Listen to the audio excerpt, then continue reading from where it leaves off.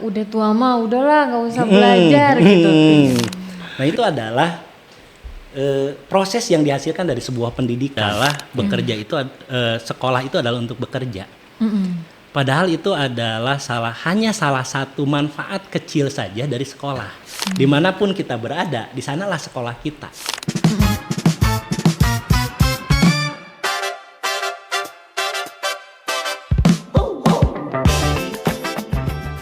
Kadang yang berisik itu bukan dunia luar, tapi diri kita sendiri. Halo, kalian lagi mendengarkan Suara Dalam Diri. Oke, jadi di episode kali ini kita kedatangan tamu yang luar biasa lagi. Sekarang adalah motivasi belajar dan pengembangan diri. Nah, sekarang udah bersama Pak Dr. Dadang. Beliau ini sangat luar biasa ya. Nah, kita bakal mendengar cerita atau yang mau di-sharing sama Pak Dr. Dadang ini. Oke, di sebelah saya udah ada Pak Dr. Dadangnya. Baik Pak, apa kabar? Baik. Nanti panggilnya saya gimana nih? Boleh apa saja, bebas ya. Asal jangan opah aja. Oh, jangan opah. Oke, biar nyaman mungkin aku panggilnya Pak Dokter aja boleh? Kayaknya lebih enaknya Kang Dadang. Oh, Kang Dadang. Kang Dadang. Oke, karena orang Sunda Orang ya. Sunda. Orang Sunda. Oke nih, mungkin ada yang saya mau tanyakan gitu ya tentang motivasi belajar gitu. Baru-baru ini aku tuh ada kegiatan dari mata kuliah psikologi sekolah. Nah, ketemu sama anak, dia tuh SD kelas 3. Tapi usianya 11 tahun dan dia itu sepertinya diduga intellectual disabilities. Nah itu tuh apa sih gitu kayak yang dia tuh masih belum bisa baca, belum bisa berhitung gitu, bahkan cuman bisa baca tuh satu kata gitu. Nah itu tuh apa sih yang terjadi gitu ketika kecilnya mungkin dalam motivasi belajarnya dan pengembangan dirinya gitu Pak? Oke, kita berbicara terkait dengan keterbelakangan berarti ya. Yeah. Nah, kalau keterbelakangan ini sebetulnya banyak aspek ya. Bisa ini keterbelakangan ini diawali dari sebelum terjadinya konsepsi sebetulnya. Bahwa kita itu kan namanya manusia itu menyalurkan yang namanya gen ya. Kemudian dari gen itu akan membentuk watak seseorang. Nah, pada saat di awal seorang perempuan kemudian dirinya katakanlah kurang nutrisi gitu kan, kemudian juga katakan psikologisnya labil. Nah ini bisa memicu salah satunya itu adalah adanya perubahan dalam genetik yang akan disalurkannya. Makanya berbicara keterbelakangan mental sebetulnya itu bisa dilihat dari banyak sisi ya. Salah satu sisinya itu adalah genetik ya, berarti ada sesuatu yang dibawakan. Yang keduanya itu adalah ada pola yang tidak sesuai dalam proses pembentukannya. Nah, pola yang tidak sesuai dalam pembentukannya ini contoh, misalkan pada saat dia hamil, si ibunya itu hamil, dia kekurangan zat besi. Nah, ini juga bisa mempengaruhi kekurangan zinc gitu kan. Dia bisa mempengaruhi kadar intelektual yang akan nanti itu dibentuk. Karena dalam proses pembentukan janin, itu kan yang dibentuk itu adalah pertama itu adalah otak dan hati dulu nih. Nah, ini terjadi pada trimester awal.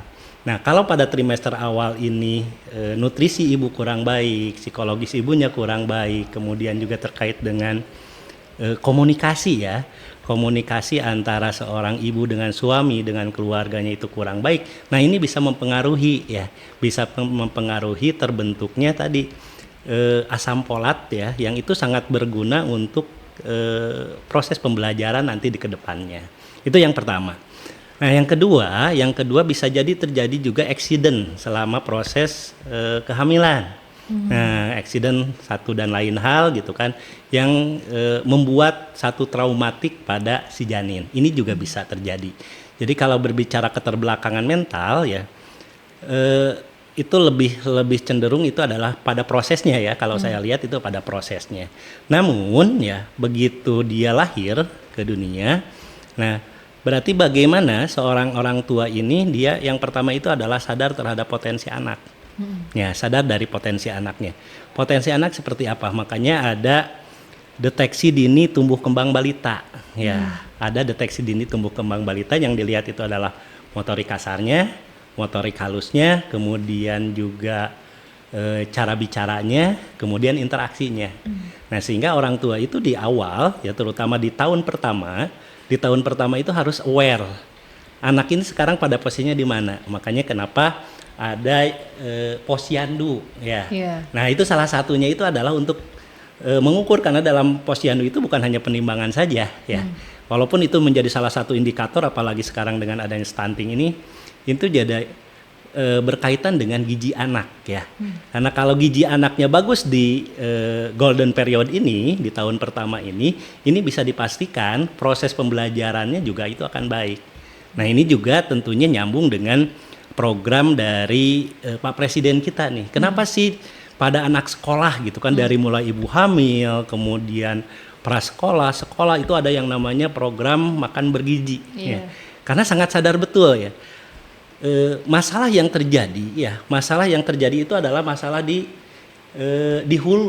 hilir gitu kan, masalah ada stunting, kenakalan remaja dan lain sebagainya itu adalah di hilir.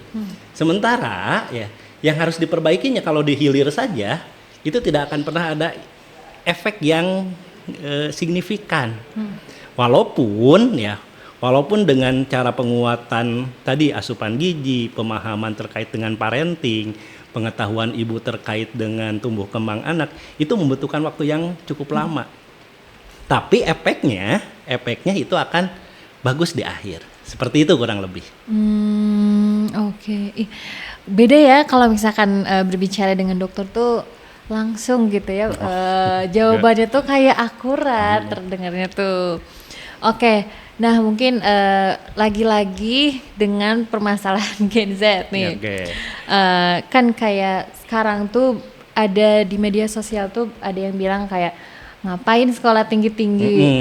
Sekarang juga banyak yang sarjana gitu belum dapat kerjaan gitu. Nah, sementara gitu dari background Kang Dadang ini tuh udah sampai dokter gitu. Apa sih yang memotivasi buat terus gitu belajar gitu?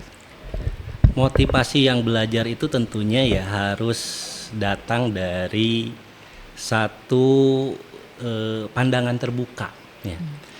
Dimana satu pandang terbuka itu seperti ini. Kalau kita melihat dari satu sudut, ya, dari satu sudut, maka yang akan terlihat itu adalah hanya sudut itu. Tapi kalau kita melihat dari sudut lain, ya, misalkan saya melihat hanya ke sini nih, fokus saya ke sini. Berarti yang saya lihat ini adalah gambaran utuh dari yang namanya gelas ini. Tapi begitu saya coba posisi fokusnya saya bedakan, jadi sedikit naik, ternyata bukan hanya ini saja yang bisa saya lihat.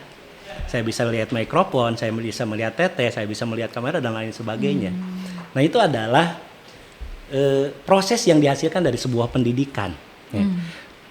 Walaupun ya kadang-kadang kan ada stigma yang kurang tepat gitu. Karena orientasinya itu adalah bekerja itu sekolah itu adalah untuk bekerja. Padahal itu adalah hanya salah satu manfaat kecil saja dari sekolah. Karena sesungguhnya sekolah itu adalah membuka wawasan, ya, membuka wawasan kita supaya cakrawala berpikir kita itu lebih luas lagi. Sama tadi begitu sudut pandangnya di sini, ya hanya ini yang kelihatan. Tapi begitu sudut pandangnya itu luas, maka banyak yang terlihat gitu. Dan mungkin saya juga adalah salah satu yang menolak linearitas, ya. Kenapa menolak linearitas gitu kan? Karena di dunia pendidikan itu ada yang sifatnya linier, ya. Kalau S1-nya A, S2-nya A juga, S3-nya A juga gitu.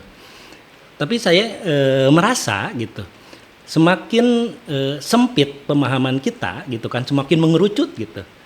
Ternyata sudut pandang saya itu lebih sempit lagi. Walaupun memang itu bisa dikatakan sebagai expert gitu kan. Tapi kita akan kekurangan dari sudut lainnya. Makanya saya sedikit loncat-loncat ya. Basic saya itu adalah keperawatan, kemudian setelah itu ngambilnya manajemen sumber daya manusia, kemudian itu mengambilnya ilmu pendidikan. Karena saya melihat gitu kan, satu fenomena bagaimana orang bisa melihat dari berbagai macam sudut pandang yang berbeda-beda. Dan mungkin jadi dari latar belakang ya kenapa sih harus sekolah gitu ya. Padahal kan sekolah ya kerja udah gitu kan, ngapain juga sih harus sekolah gitu. Karena semakin apa yang saya dapatkan ya, semakin apa yang saya dapatkan, apa yang saya ketahui, justru yang bisa saya simpulkannya itu semakin banyak yang tidak tahu. Makanya puncak dari, ini salah satu hasil disertasi saya, puncak dari pengetahuan itu adalah ketidaktahuan. Semakin sini semakin banyak yang nggak taunya gitu. Oh iya sih, betul ya. Iya, jadi makanya ya long life education gitu kan, bahwa hidup ini adalah belajar dan kita itu sebetulnya bekerja untuk belajar. Semakin banyak yang kita pelajari dan pelajaran itu bukan hanya dari segi formal saja. Justru kita akan lebih banyak pembelajaran dari sifatnya informal, ya, pembelajaran interaksi seperti ini, pembelajaran dengan rekan kerja, gitu. Nah, di mana, sekolah ini adalah sebagai framework. Kalau saya lebih cenderungnya melihat itu bahwa sekolah itu adalah sebagai framework, satu kerangka berpikir bagaimana kita bertindak. Mungkin seperti itu. Oke, sekarang saya penasaran nih, bagaimana caranya mengubah sudut pandang tentang kayak belajar ini tuh bukan menjadi suatu kayak udah belajar tuh emang udah kayak sekolah SD, TK, SD, SMP, SMA tuh kayak emang udah secara sistematis gitu. Tapi dijadikan belajar itu menjadi kayak keharusan gitu. Nah itu tuh bagaimana sih? Karena kadang saya sendiri aja kadang gitu ya kuliah ini tuh ada malesnya gitu. Padahal sebenarnya banyak gitu dari kuliah tuh mendapatkan ilmu-ilmu, tapi kadang kita tuh masih belum menerapkan secara sedip itu gitu. Jadi kalau berbicara kenapa sih terus ingin belajar ya? Karena semakin kita memperdalam sesuatu, jadi sebetulnya dalam tubuh manusia itu ada yang sifatnya adiktif. Ya, adiktif itu yang membuat sesuatu atau apapun itu adalah dia kecanduan. Nah, begitu kita mencintai satu pekerjaan, katakanlah sekolah ini adalah atau belajar ini adalah suatu kecintaan kita, maka itu akan menjadi adiktif dalam diri kita. Jadi kita selalu merasa kurang, ya, selalu merasa kurang. Nah, kan hidup ini kalau istilah Chinese tradisional Chinese itu bahwa hidup ini yin dan yang, ya, kadang naik, kadang-kadang luhur, atas gitu kan, dan selalu seperti itu. Hidup ini selalu mencari yang namanya keseimbangan. Nah, dengan belajar itu kita akan tahu pada sudut mana kita ada kosongnya. Dan begitu tahu ada sudut yang kosong, berarti sebetulnya jiwa kita itu mempunyai effort, mempunyai tenaga dia untuk memenuhinya. Nah, dengan cara apa? Banyak cara gitu kan. Bisa tadi ya secara formal berarti melanjutkan lagi studi gitu kan. Secara informalnya dia terus menggali wawasan ya. Karena proses pembelajaran ini tidak stuck pada satu jenjang pendidikan saja. Pendidikan di luar itu sangat banyak. Tinggal bagaimana kita bisa membuka cakrawala berpikir kita bahwa hidup ini adalah belajar. Dimanapun kita berada, di sanalah sekolah kita. Nah, dan itu akan menjadi warna pada diri kita gitu kan. Sehingga semakin tadi banyak tahu, semakin banyak tidak tahunya, dan ini sesuai dengan satu filosofi, semakin tinggi ilmu seseorang, maka dia akan semakin menunduk karena semakin sadar bahwa ilmu yang dimilikinya itu adalah sedikit. Nah, itu ya akan menjadi sebuah zat adiktif gitu kan. Oh, saya kurang ini, belajar lagi, saya kurang ini, belajar lagi. Karena life is simple ya. Penuhi apa yang bolongnya, maka kamu akan mendapatkan satu nilai kepuasan. Jadi ya terkait dengan kepuasannya. Jadi seperti ini yang berbicara kepuasan teh. Saya lapar, makan, baru saya puas gitu kan, dengan manifestasi kenyang. Saya haus, kemudian minum gitu kan, tenggorokan saya terbasahi dengan air tersebut, maka itu yang disebut dengan kepuasan. Nah, begitu juga dengan belajar ya. Begitu juga dengan belajar, begitu kita menyadari ya bahwa pembelajaran itu adalah sebuah ilmu, itu adalah sebuah aset ya. Maka kita akan merasa satu titik begitu kita mendapatkan itu adalah mendapatkan satu nilai kepuasan ya. Dan yang menjadi aneh yang saya dapatkan dalam proses kehidupan ini adalah begitu saya mencapai sesuatu ya, justru tingkat kepuasannya itu nambah. Yaitu yang disebut dengan adiktif tadi ya. oh ini saya belum paham nih, maka saya belajar lagi. Oh di sini belum paham, maka belajar lagi. Karena saya melihat bahwa pendidikan itu adalah aset yang intangible, ya. Jadi aset yang tidak ternilai gitu. Walaupun ya tadi kalau kita hanya oriented pada suatu pencapaian, itu hanya terlalu kecil.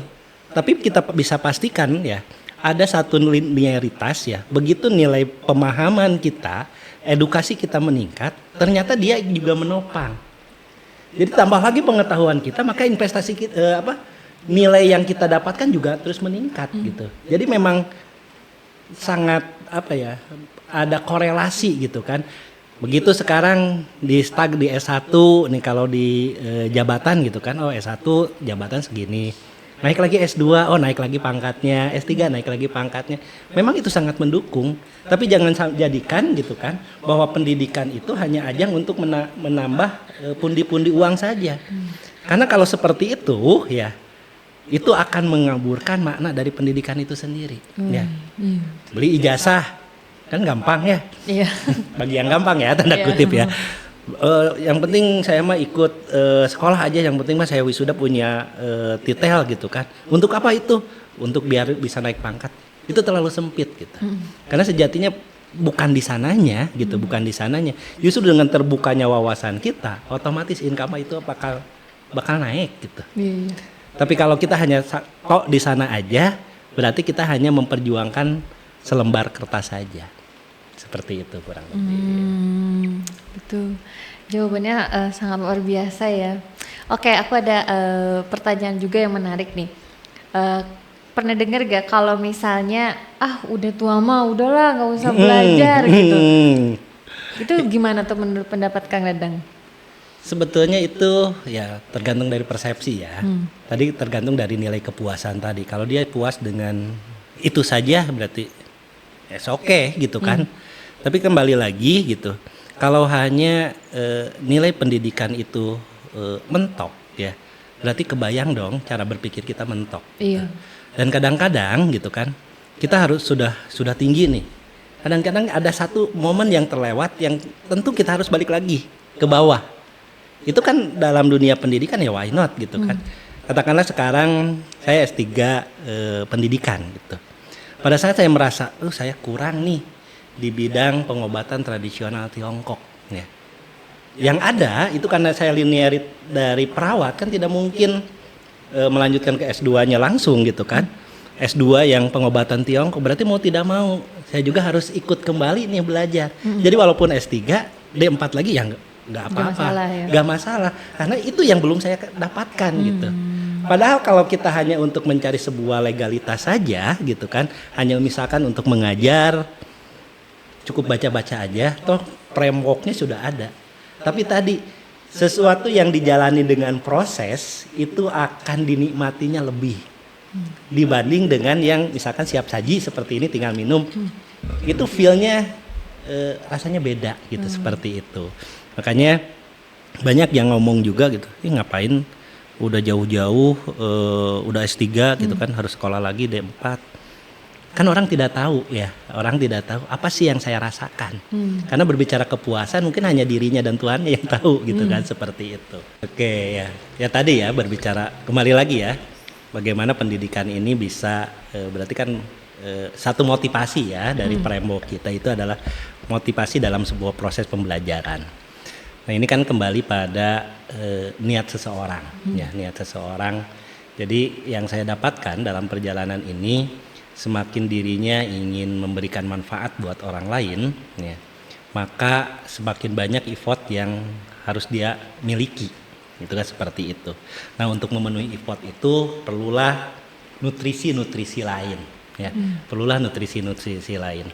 Makanya untuk kita bisa serius ya, karena berbicara manusia itu sebetulnya dia serius apa enggak ya. Kalau dia serius pasti dia akan menjadi sesuatu yang istimewa. Tapi kalau misalkan asal-asalan, ya hidupnya juga asal-asalan ya.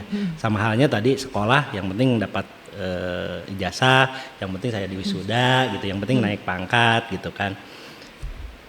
Tapi ada hal yang lebih dari itu gitu kan. Bagaimana satu motivasi yang ada dalam diri itu adalah apa sih dari hasil pembelajaran ini yang kita bisa berikan buat banyak orang. Walaupun memang klise, ya, walaupun memang kelihatannya klise.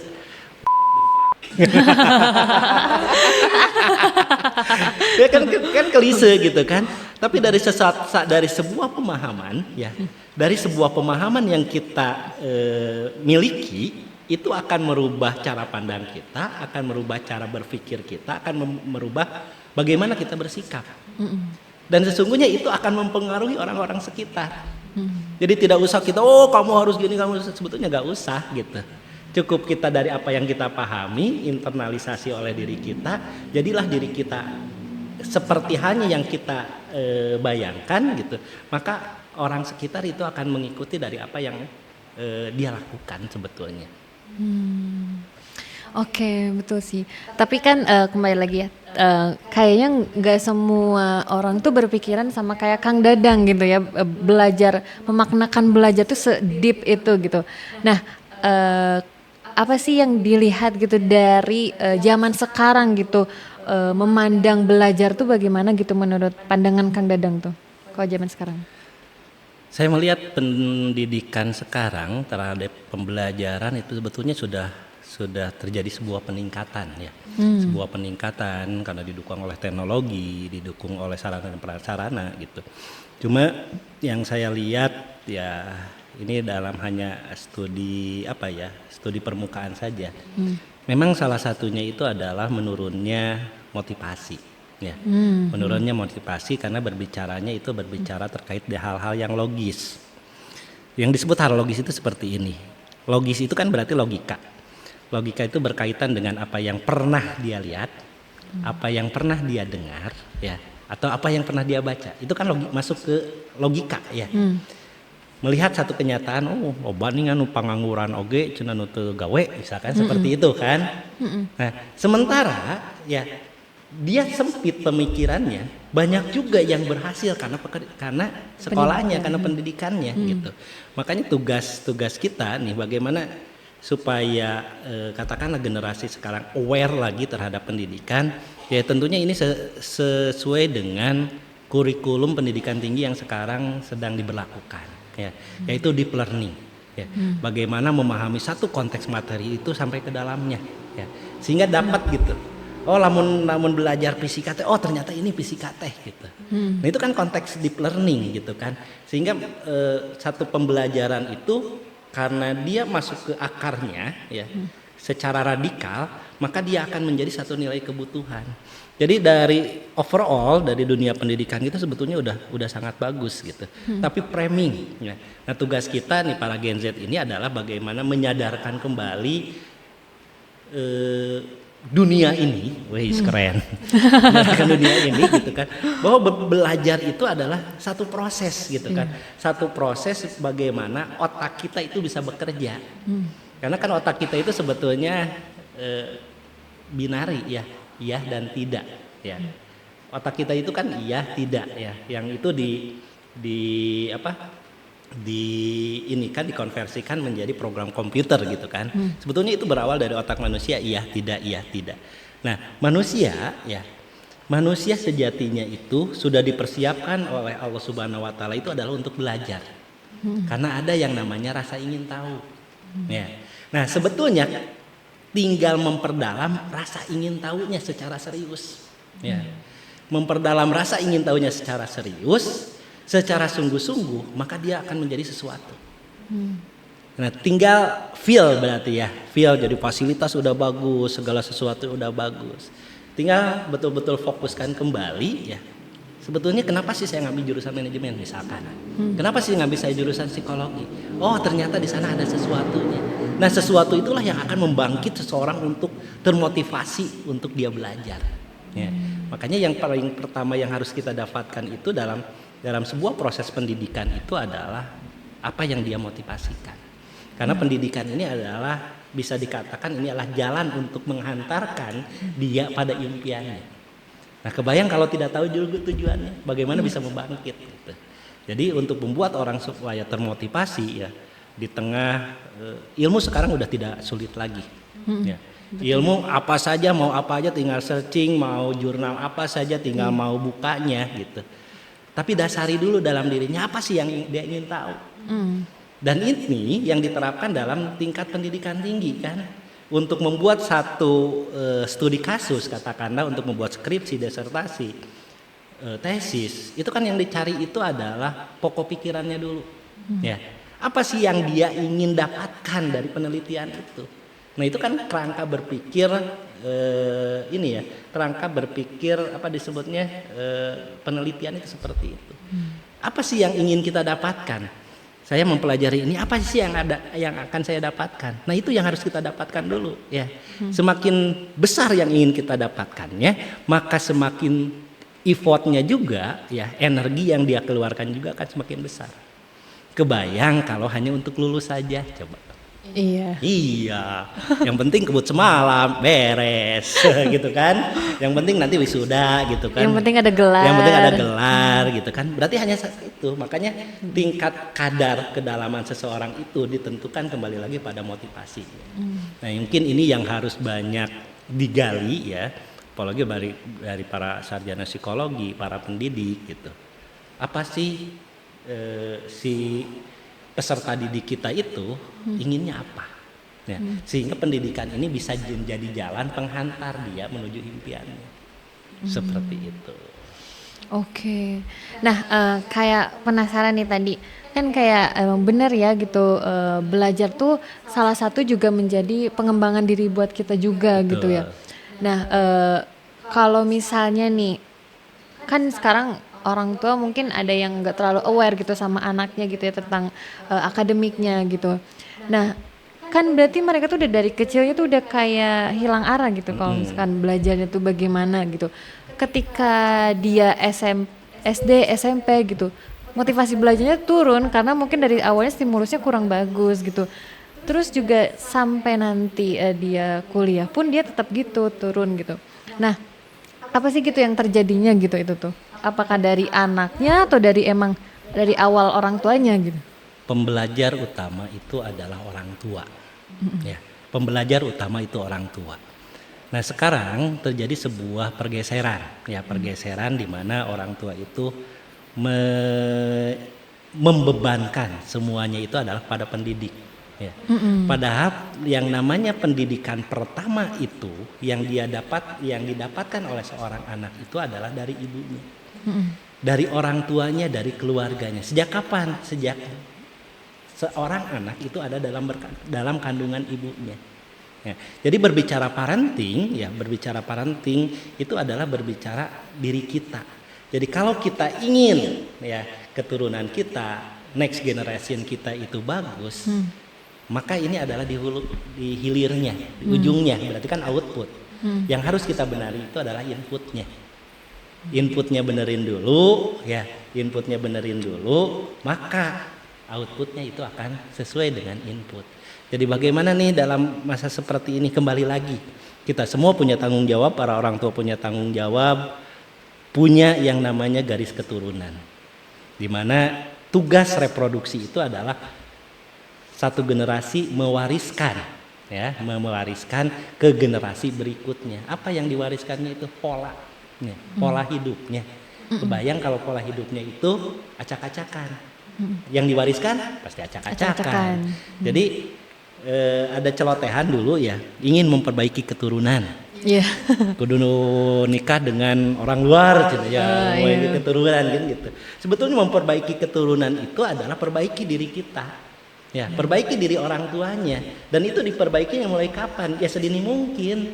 Ya, makanya balik lagi pada program yang sekarang digelontorkan oleh pemerintah, pengentasan stunting itu tidak cukup pemberian hanya makanan tambahan saja.